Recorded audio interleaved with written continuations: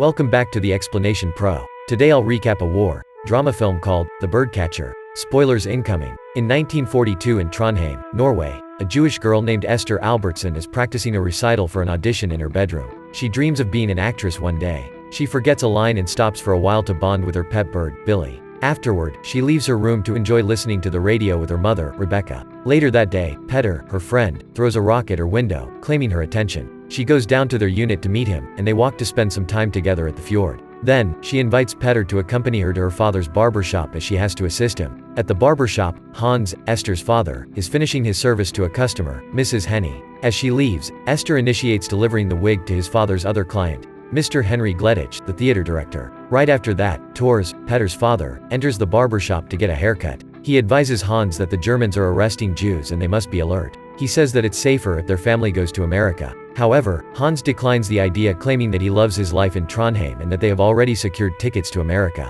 Later that afternoon, Esther walks to the theater to drop Mr. Henry's wig, and all the while, it is being announced that civil martial law is implemented in all municipalities of Nord-Trøndelag, including Trondheim. While waiting for Mr. Henry in one of the theater seats, she enjoys watching their monologue before supplying the wig. Suddenly, German soldiers intervene in the rehearsal, stopping them. Right there, the soldiers executed Henry. At the dinner table, it can be observed that Esther is still shocked by what she witnessed, and Rebecca is worried for her safety. On the other hand, Hans deflects the facts and claims they are safe. He still looks forward to Esther continuing his barbershop business. Later that evening, Esther wakes up from the noise outside her room, where she catches German soldiers searching for his father. The captain of the unit confronts Hans and states his full name, Vladimir Abramovitz, to which he agrees. Because of this, the soldier questions his doorplate, named Hans Albertson. He answers that he is Norwegian and was born in the municipality, but the soldier opposes and declares that he is a Jew. They arrest Hans that rainy night while Rebecca desperately stops them. Back at their unit, where Esther quietly observes through the window,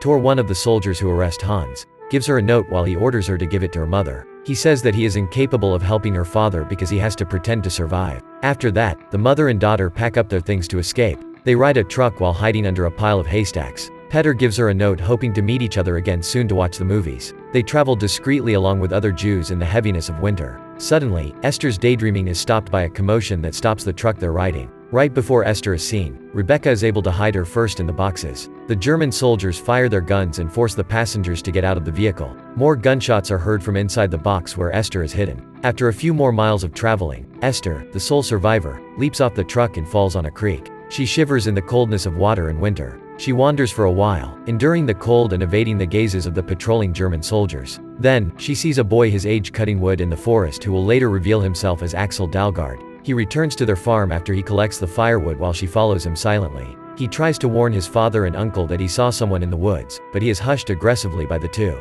His mother, Anna Dalgard, promptly protects him. After a few moments, German soldiers arrive, and the family helps them unload their stuff. Once again, Axel notices Esther hiding underneath one of the barns, which immediately intimidates her. She leaves the farm to hide again in the woods. While escaping, she finds her way back to the tracks of her mother and the other Jews who have been killed. She mourns her mother's death. Meanwhile, Axel swiftly traces her tracks. He invites her to hide in one of the barns where no one would find her as she could freeze to death outside. At the barn, Axel learns about her identity of being a Jew. He claims that his father, Johan Dalgard, hates his kind more than the British. Later, he brings her boy clothes to change and warm herself up. The next morning, Fred attempts to go to the barn where Esther is hiding. She immediately closes the trapdoor, causing him to fall and lose consciousness. As the other family members believe that he slipped due to drunkenness and tends to him, Esther grabs the opportunity to escape. In the woods, she spends time running and figuring out what to do. Later that night, she builds a campfire to keep her warm. Then, she burns the pictures and all forms of identification that she is a Jew. She finds and contemplates the blade she took from her father's barbershop.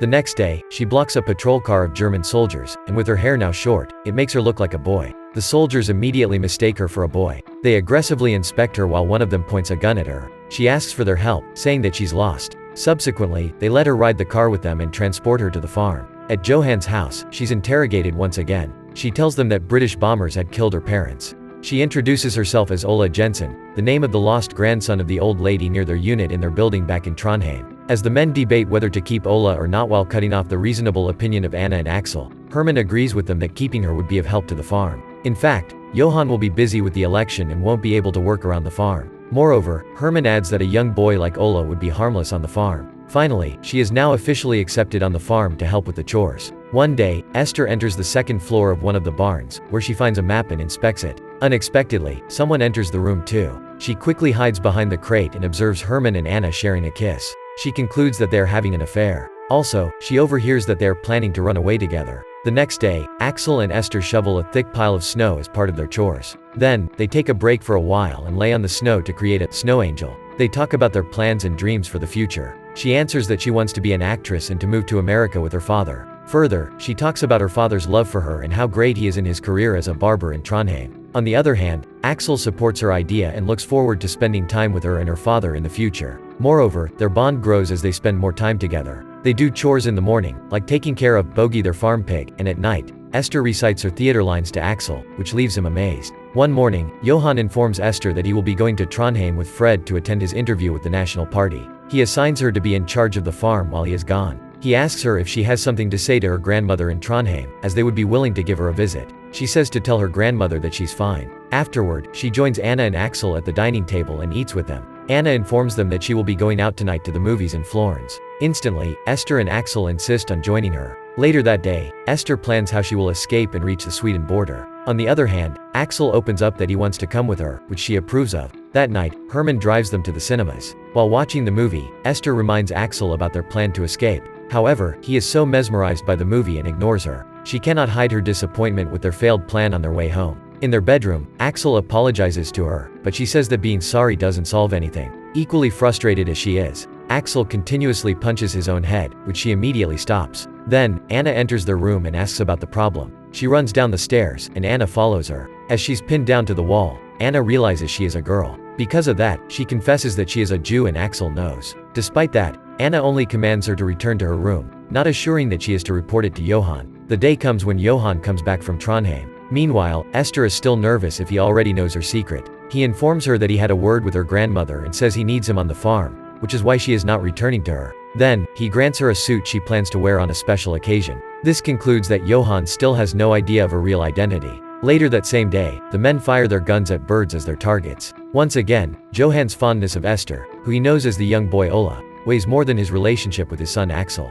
Consecutively, the tradition of cutting fresh pine trees and decorating them for Christmas has been brought up to the boys by Johan. Axel looks excited as he seems to be anticipating this event. Then, Johan shows the axe saying that a man must continue the tradition of cutting the tree, and hands it over to Esther, making Axel disappointed and jealous of the attention and trust she is receiving from his father. Later, they go to the woods, and despite Esther being given the axe, it is Axel who cuts the pine tree, eventually injuring himself. Immediately, she rushes back to the farm on the sleigh, where a doctor tends to him. On the day of the NS election, Esther wears the clothes Johan gave her. He then confesses that the election is vital for the farm and everything he has can be hers soon. He adds that it is only her who understands him. Later, Axel comes out of his bedroom and claims to attend the party. He looks at Esther with dislike. However, Johan disapproves and tells him to stay inside during the night. The evening comes, and the Germans gradually enter Johan's abode to have a dinner meeting with them. While the visitors arrive, Johan notices Anna and Herman talking and touching each other's hands. He calls her upstairs to reprimand her. He violently slaps her, which promptly leaves a mark on her cheek.